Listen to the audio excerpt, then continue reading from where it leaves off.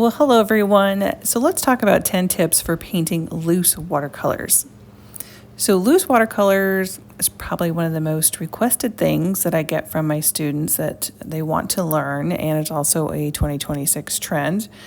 But it's also one of the biggest struggles I think that especially beginner watercolorists have. Now, I will say some people that have been painting for a really long time also have struggles with loose watercolors, and I am one of them. When I learned to paint, I painted very detailed with my mother, who is also an artist and a very detailed, wonderful artist.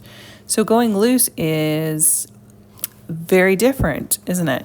A lot of people think that painting loose means you just paint fast or you have to paint messy, but really what happens is a lot of the times when we do that, it turns muddy on us, or our details get overworked very quickly and the painting feels super tight instead of feeling very loose and free, which is the whole point of what we're trying to do.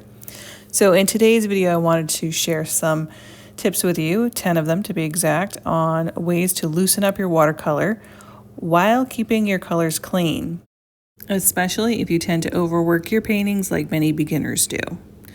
All right, tip number 1. The first thing that helps you loosen your painting is to simply use more water. When your surface is damp or it's wet, that paint moves naturally and creates those soft blends without you forcing them.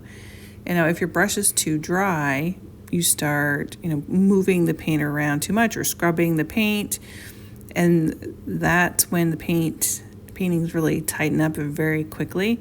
For example, the painting I'm doing here today, I began with a really soft, wet wash in the sky, so the colors would flow more on their own. Now, as a beginner, if you have difficulty with your water control, I do have another video, why water control fails, and you might want to watch that one.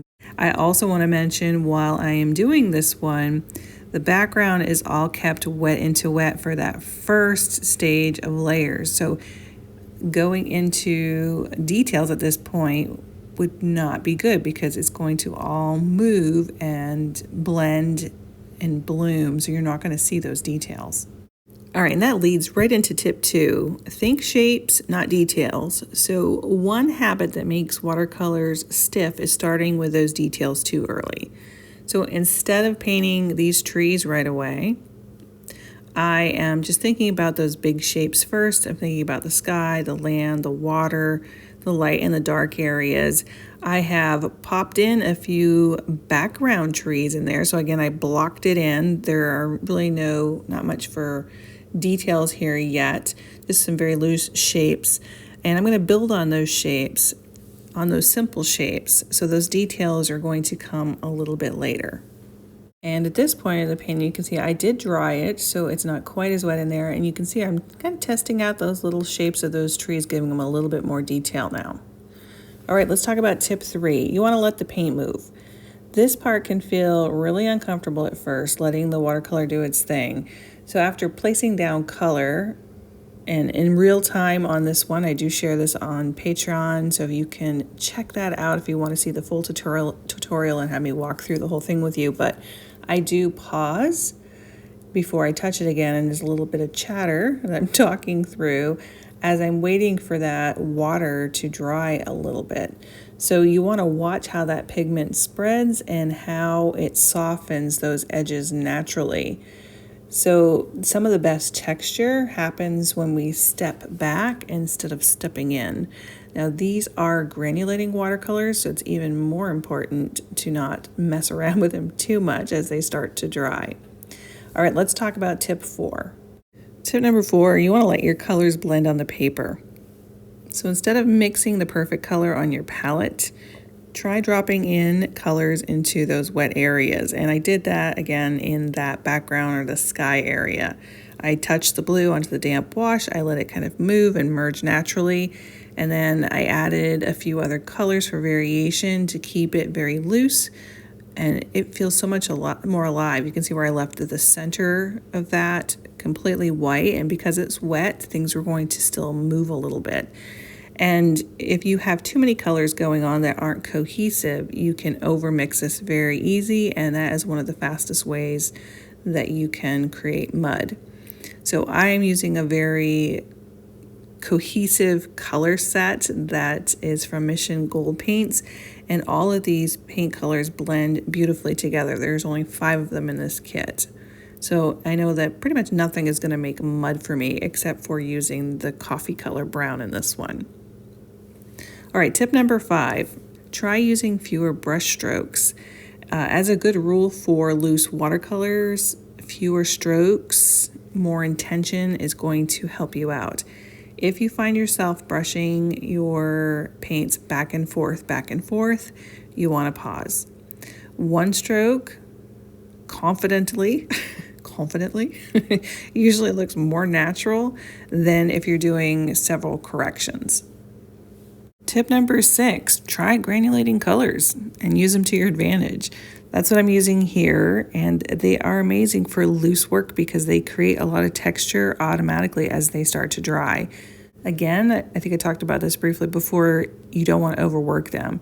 If you keep brushing your paints or your pigments, you're going to flatten that beautiful separation and lose that effect, because as you continue to move that pigment, the water gets in there and it just softens everything so it doesn't granulate like it would if you left it alone to do its thing. All right, tip number 7, leave some soft edges. Notice how some of the trees in that background, the first layer, instead of being fully defined, I let them, again, just be chunky shapes back there. And those soft edges create more atmosphere and more depth in your painting. And I layer those sharper trees on top of that once it's dry.